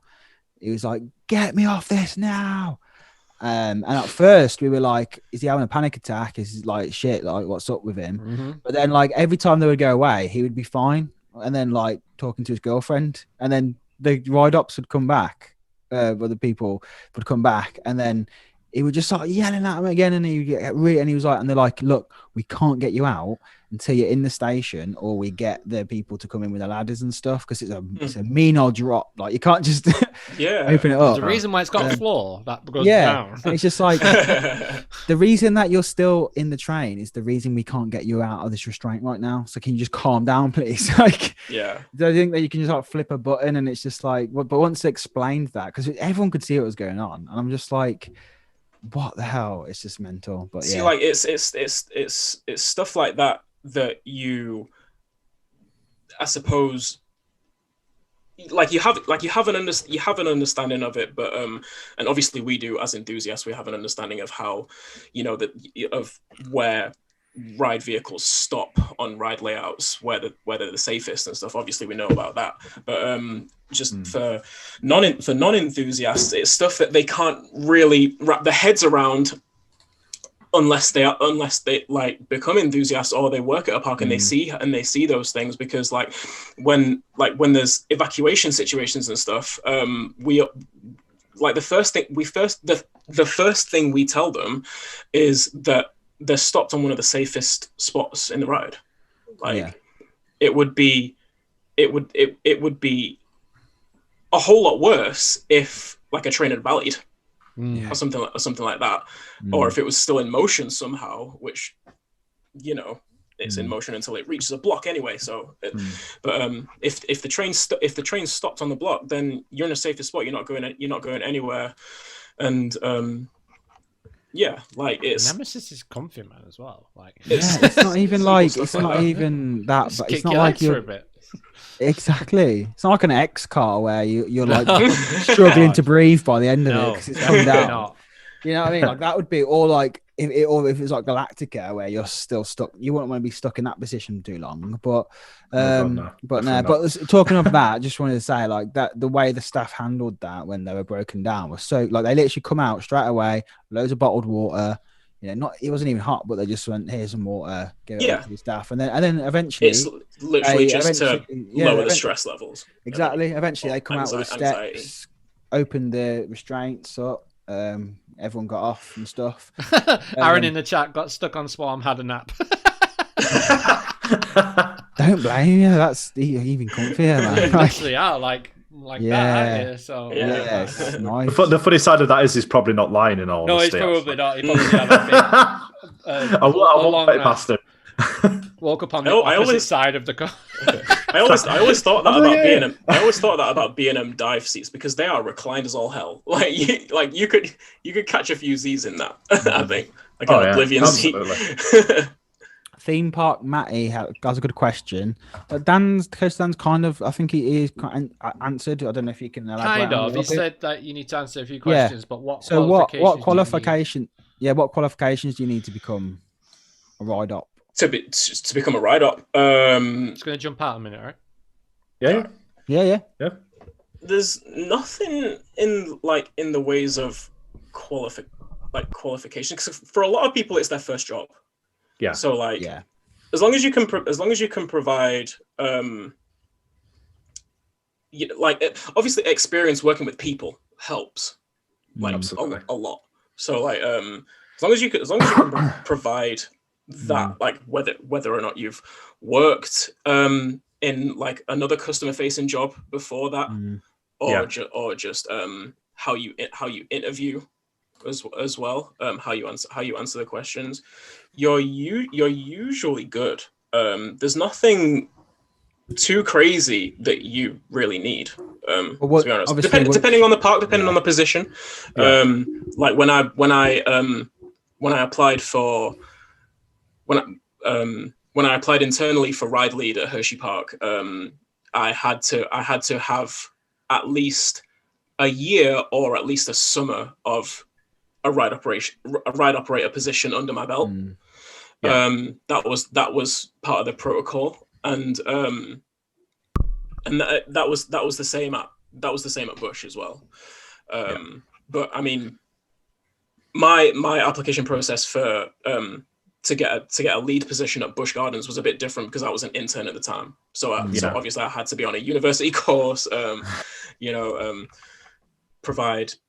There was a lot more reliance on past experience for positions like that. So as you go up the positions from like to team lead to supervisor to assistant manager, depending on the way like area managers, depending on how it's set up in the park that you're working at, because it is a different setup in each park.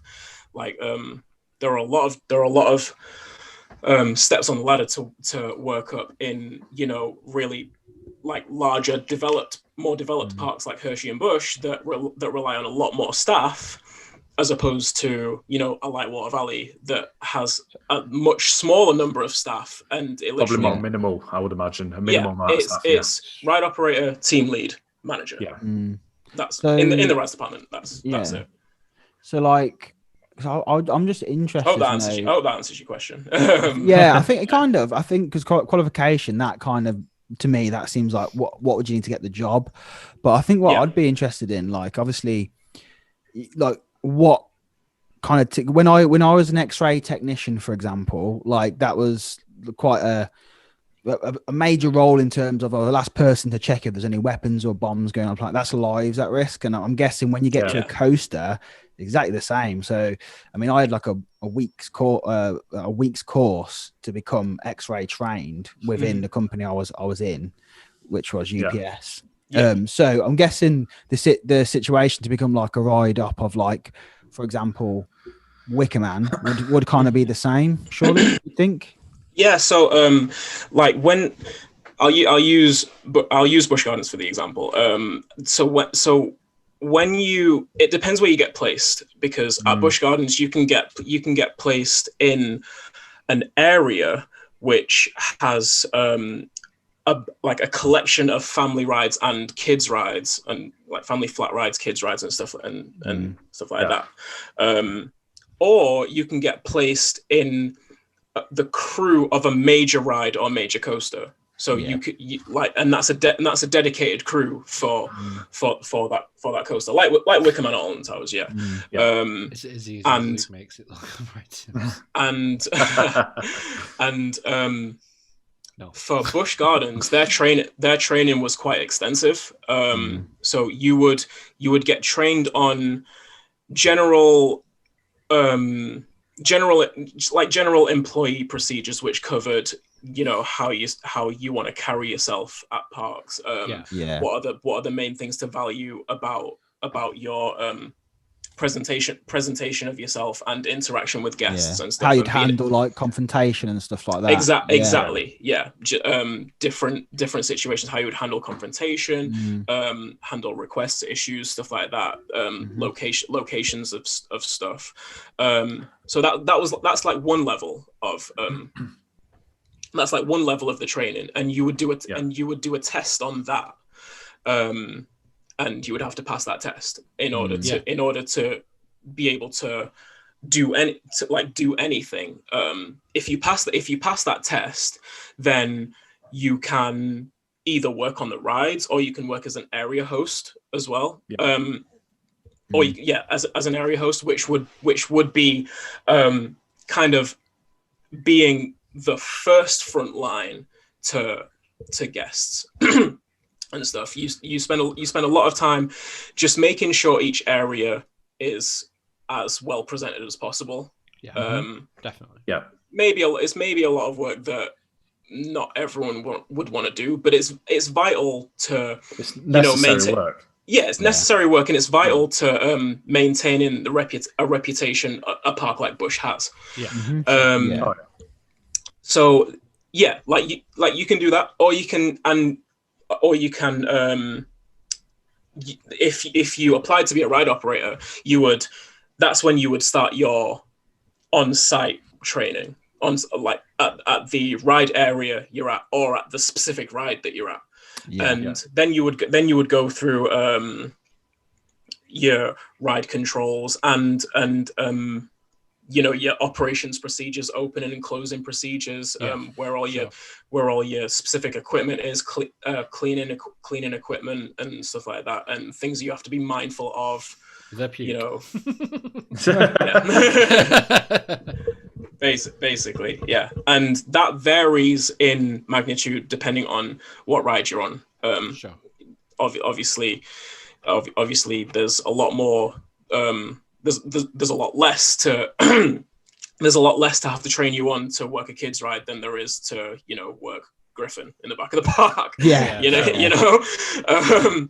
But like it does vary, but it's depending on the park. It can be extensive. It can take a long time, but it's necessary. And as a lead, I always just wanted to display as much patience as possible, because not everyone's as receptive to, training and coaching as some others are. Yeah. Yeah, definitely. There were more than a few times where I knew the training was going to take a while. It was going to take multiple days anyway. So I was more than happy to just, let it take as long as it needed to, for the person I was training to feel comfortable with what they were doing. So yeah. Okay. So Sam said, did you learn any slang out there that we might not hear back here in the UK? Like anything behind the scenes where you're just like, oh, that's a bit of I've not heard that before.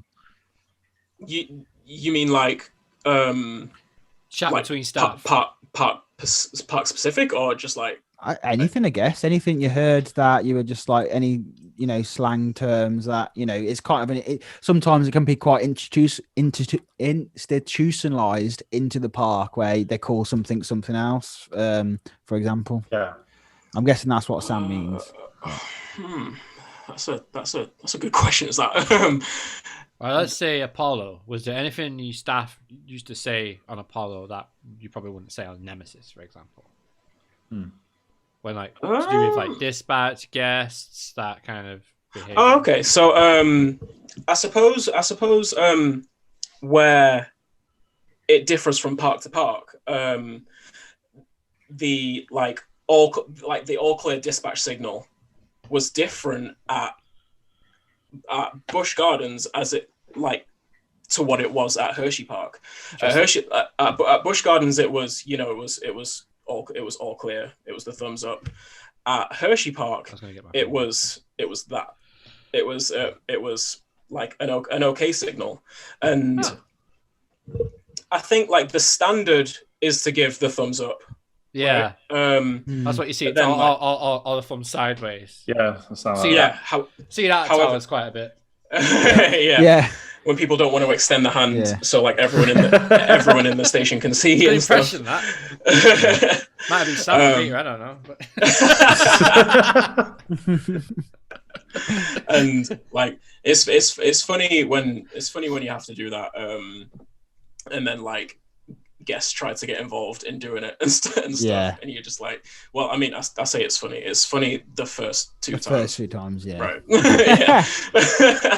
I always feel sorry for the Disney staff who have to clap you when you come back anywhere into they're all just clapping as you're coming in. Yeah. I'm like, I bet, but they all look so happy. But I'm like, they got to do that at Universal as well, don't they? I remember seeing that. They do it sometimes at Universal on some rides, but some rides not. It really confuses me. Because they knew you were British. They didn't want. Just annoy you. It just annoy you. Don't do it. It's funny how quick you get used to it, because then you start clapping when you're coming back. I clap anyway at the end of the ride. So when I hit the brake on Nemesis, I'm like, damn, that was so good. I always, that's the only time I feel compelled to clap when a ride is just that good. When it's just that good. Right, well done. Right. When I come back from Florida, I was doing it as soon as I got back to other parks. Because when I come back, I can't remember what park I went to, but I started just clapping on everything, and then I was like, shit, I don't want to swear, but I was making people jump because they didn't expect me to start clapping. They were like, oh! Just shockwave, It was Blackpool. It was when I went back to Blackpool and not being on a roller coaster in months. Was it Icon? Yeah, and you're just there clapping, and everyone's nachos and steaks going everywhere. That would have been so free food. Give saying that, I do see a lot of people still clap on Icon when you're in the roller coaster restaurant. Well, not roller coaster restaurant. I've done it numerous times going back into the. You see it from the roller coaster restaurant. Oh yeah, it's a long way. Roller coaster restaurant's a long way, bro. Is it called coasters? It's called coasters, isn't it? Yeah, coasters, coasters, yeah. It's not far. One thing, one cool or funny little difference as well is just the amount of microphone spieling that that they do at American parks as well. That's not as much a thing in the UK, is it? We will have not really, no.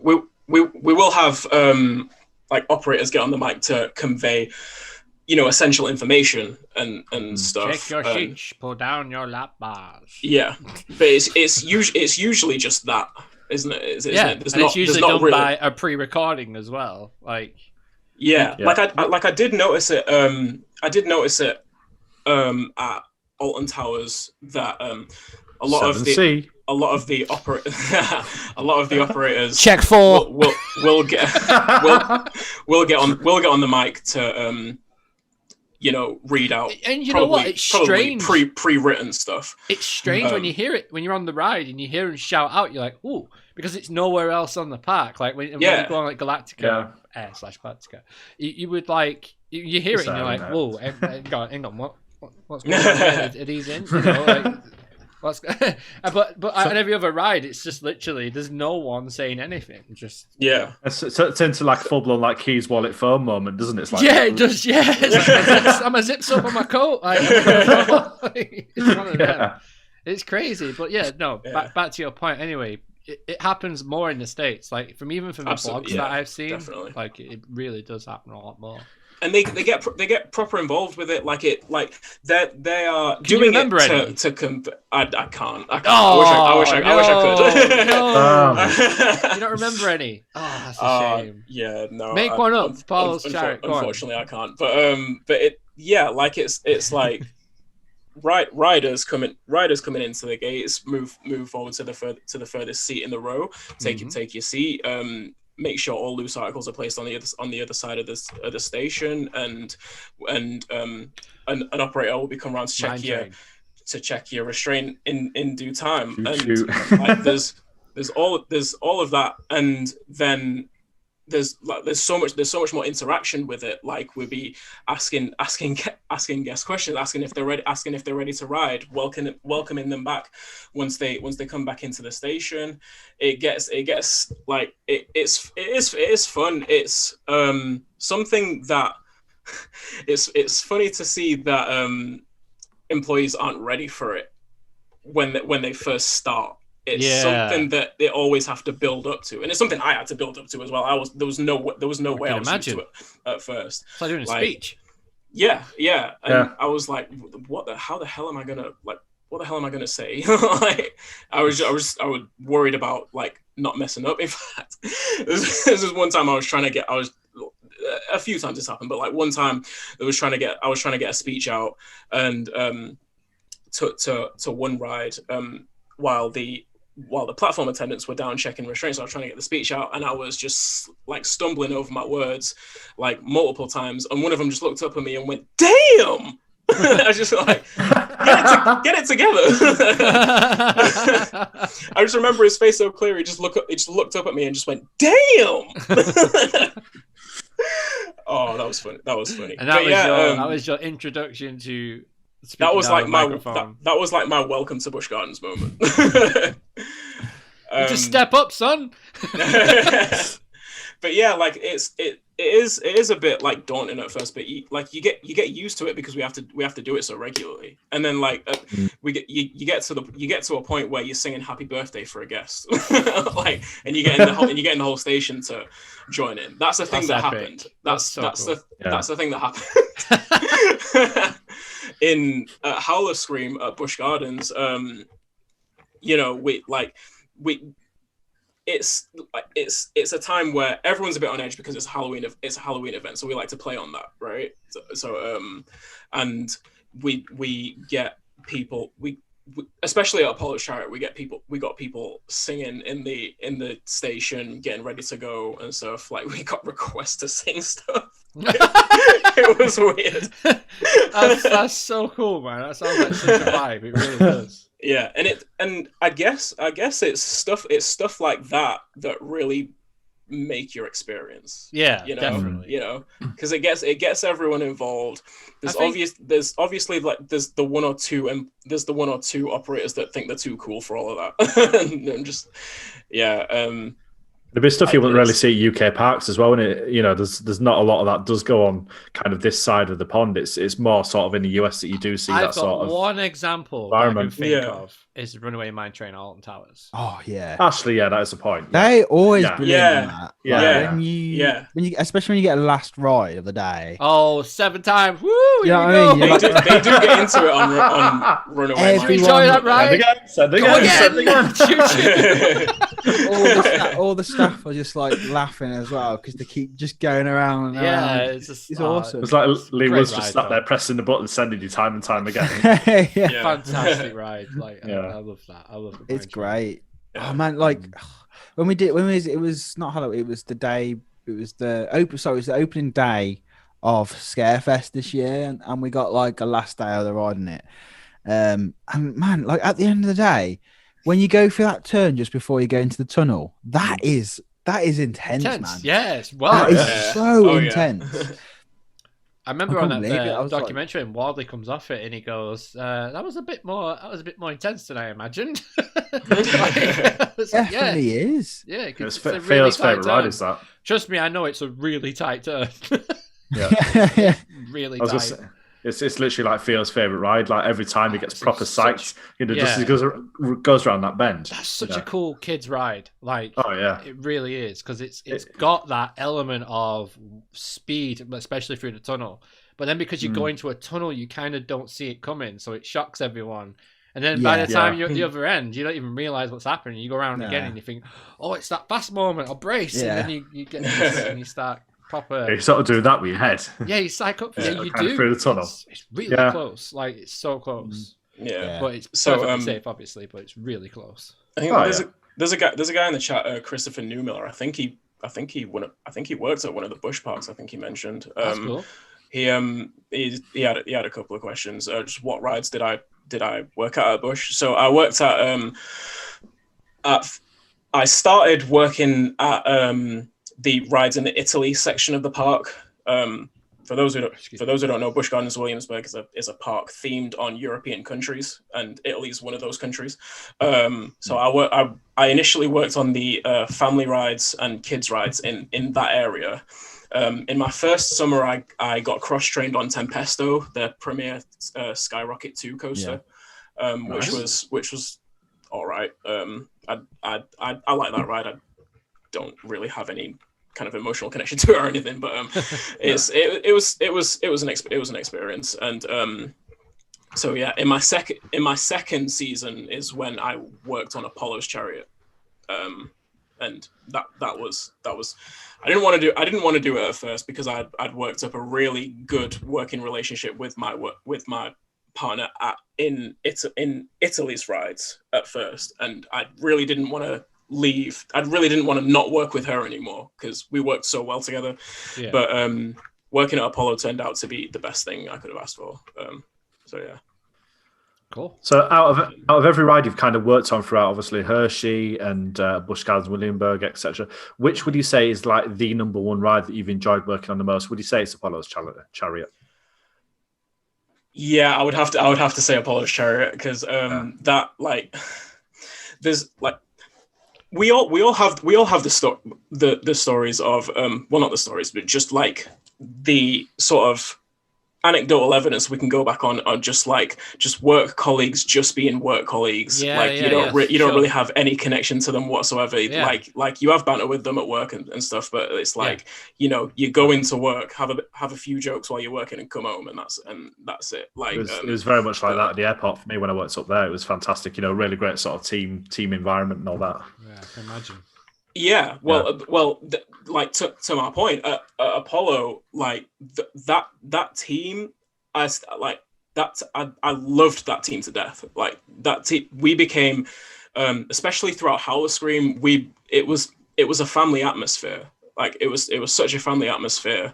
I became so super close with a few of them on that team, and I'm really, really good friends with them now. Like 2 years later, it was such an enjoyable experience. So like I can't really not say Apollo, to be honest. But another one I'll say is Storm Runner. at Hershey Park. In my second season as a lead, I got to spend a lot of time at Stormrunner, and that was so super fun.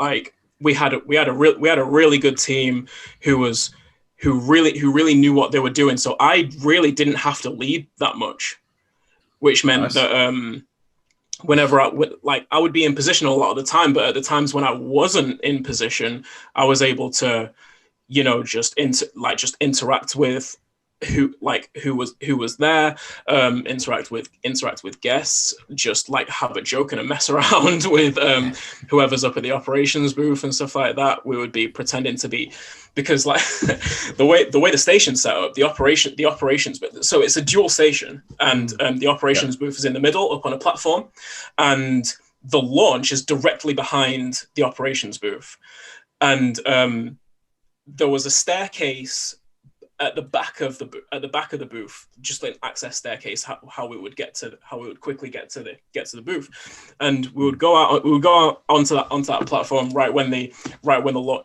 a train's about to launch, and just be pretending to like hit it with a tennis racket, or like pretending to kick it out, pretending to Kamehameha it, and stuff like that.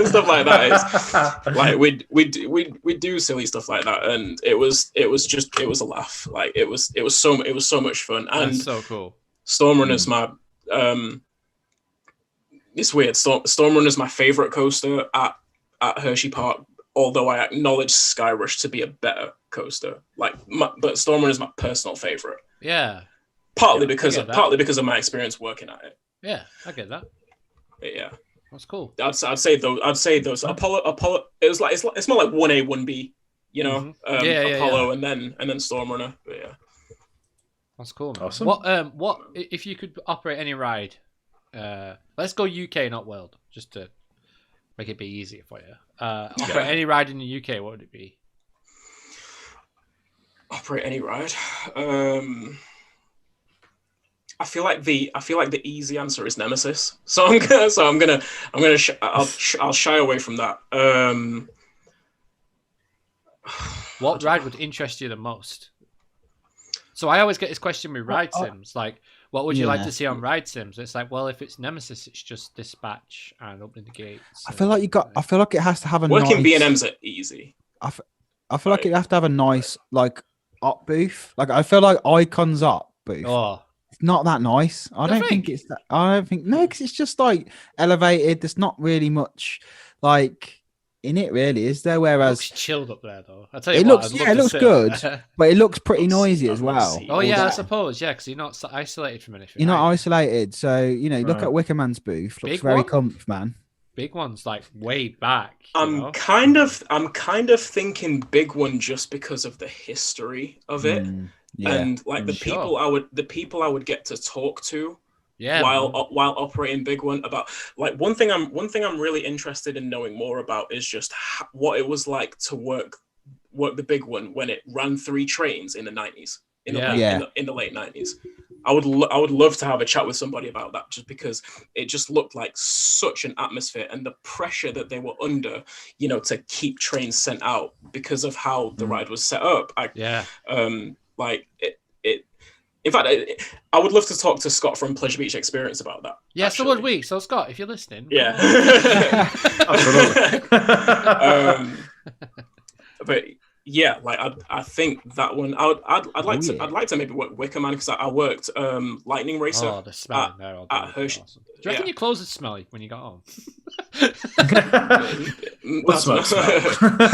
I love the outfit that they wear on Wickerman, like the coats and stuff. That's just I got that jacket, man. I use that on my motorbike. It's that good. Like I just keep looking out on eBay if the actual like the actual big coats they use. Yeah, I wish I'd just sold them in the shop, man. Why don't we? Like seriously, it's so. I don't know. It's mad. Are they regatta as well? Those ones? Yeah, they will be probably. Most look like it, don't they? Yeah, probably. But even the t-shirts they wear, I know they have the similar style t-shirt, but I just think the outfits they wear are good. Like Smiler's cool, but I don't know if I'd want to wear the outfit all day. That's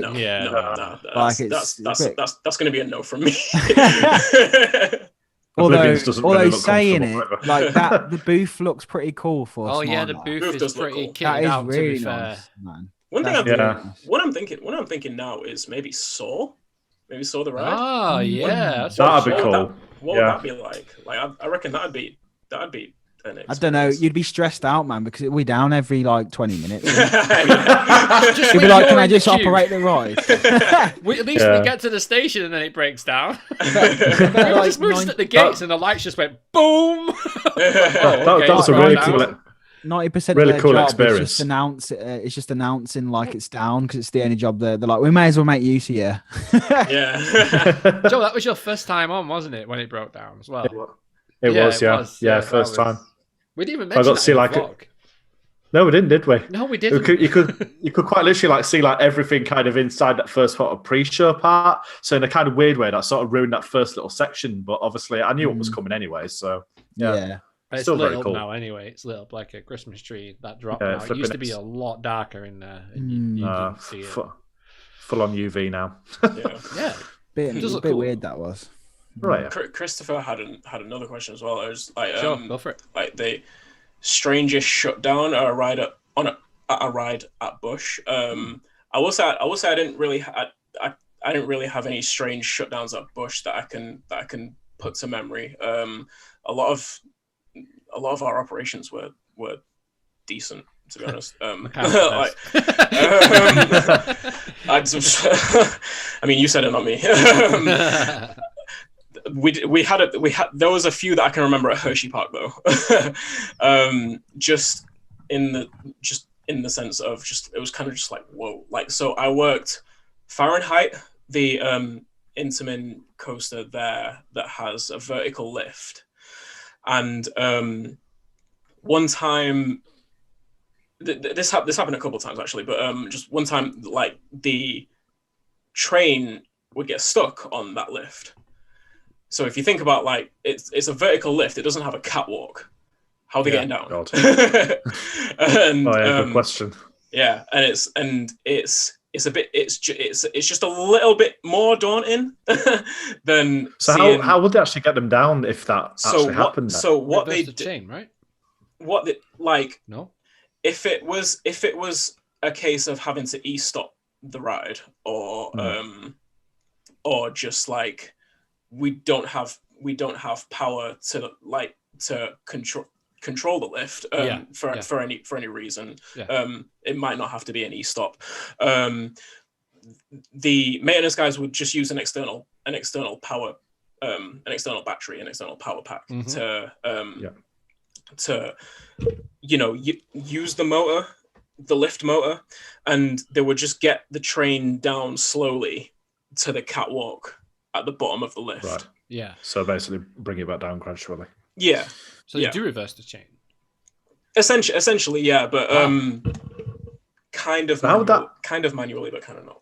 Right. So how would rollback affect that then? Because obviously, you've got those rollback things Well, in it would there, hook, but wouldn't it? And then It's it got- would move the chain slowly, so it would come so down. Yeah. it kind of drops down. Yeah. It has- okay, that makes so- sense. Smiler it has as the to- thing that brings you back down with the LSMs as well. So. Yeah. Also, Fahrenheit has two chains. It has two. It Right, has two I see. chains that run parallel to each other up the lift. Ah. That makes sense. Whether I wish I could remember more. It's Whether fine, man. It's been a not while. whether or not it has the Oh. the same ARB like teeth system running up the lift. Yeah. I would assume it does. I can't remember for 100% if it does or not. But yeah, like there's enough support on it to stop it from the worst case scenario. Yeah. Which dropping. back down. Yeah. Yeah. Yeah. That's a bit of a daunting one. That's one that would reach news articles for whatever reason. I mean, seeing a train stuck on top of a vertical lift is Yeah.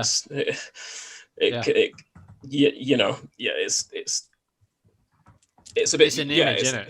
It's an Yeah, image. Like, even when you see the Smilers do it it's sometimes, an like- image. It's a bit of a weird image. But yeah, there was that one. There was a couple of times where we had to go down for some really bad weather. Like serious lightning in the area. Yeah. One time I was in Sky Rush's station, and the top of the lift got struck with lightning. Whoa. Knocked out the entire control panel. Wow. That was an experience. Was you at the control panel when that happened, or were you just in the station? I was on the control panel side. I was next to the control panel. Yeah, literally everything just went like. Wow. Obviously, there was a massive crack come out of nowhere. Yeah. But just everything shut off. The lights shut off. Like everything went quiet. I used to be petrified of thunder and lightning. I'm not anymore, but I can understand why someone would be, especially in a situation like that. Sure. So yeah, like we had some pretty bad weather shutdowns. One time I was working a ride called Twin Turnpike, which is basically antique cars, and right next to where that ride is right next to Twin Turnpike is an observation tower called Kissing Tower, and normally we would shut down rides well before well before lightning. It's all predicated on how close lightning is to the area. And guessing that's how Florida do it as well, because they have a lot of storms. I would hope it is. Yeah. They know what's coming in like 4 hours before. The funny thing about Florida, I've always, I thought anyway when I was there, like we had a lot of doubt because when it rains very quickly. There's only like 10 minutes in it, but 10-20 everyone just like goes underneath and like anything and I'm just like, oh, we're used to this. What are you up? I was like, it's so hot, I want this rain. And like it's like, what is it, you've got Splash Mountain for a reason. everyone went out of the queue for Splash Mountain, and I'm like, you're getting on a water ride. It's like everyone just went away. What? So we just got in the queue. No. In the outdoor bit anyway, like mental. into it. And I was just like, why are they all going? Like, what? They really don't it. I bet they get back on the ride as well when they've done it once. Of course like, they do. Wet once, might as well do it again. As soon as it gets sunny again, they're right back on a water ride. But so like one time like a storm was moving in when I was working on Turnpike, and we were waiting on a call to shut down. Yeah. And we were like, and I was looking at the other lead. We were like, why have we not got the call to shut down yet? Like, this storm is rolling in. We can see it rolling in. Like, the clouds are coming in. And it was a while. Like the rain was coming. The rain was coming down. We could hear the thunder, and we still haven't got the call yet. Kissing Tower was down, but we weren't for some reason. We were at a stage because it's in stages depending on how close lightning is. Yeah. We were at the stage where we were supposed to close, but we hadn't got the call yet, and we were just looking at each other like, why have we not got the? Should we just close anyway? Yeah. Like what should we do here? And then it got like, it was just that for a while, and then out of nowhere, just lightning hits the top of the Kissing Tower, and we just hear this almighty crack. Wow. This almighty crack. And me and the other lead just look at each other just like, yeah, it's time to close. So you get discretion on that as well, though, a bit. Like if like, so you did in a situation like that. Yeah, like, you've got it right. We had to. And our supervisors understood. I can't remember why we got the call so late, but yeah, it was like, yeah, you were fine. Like, you were underneath a lightning strike. It's all good.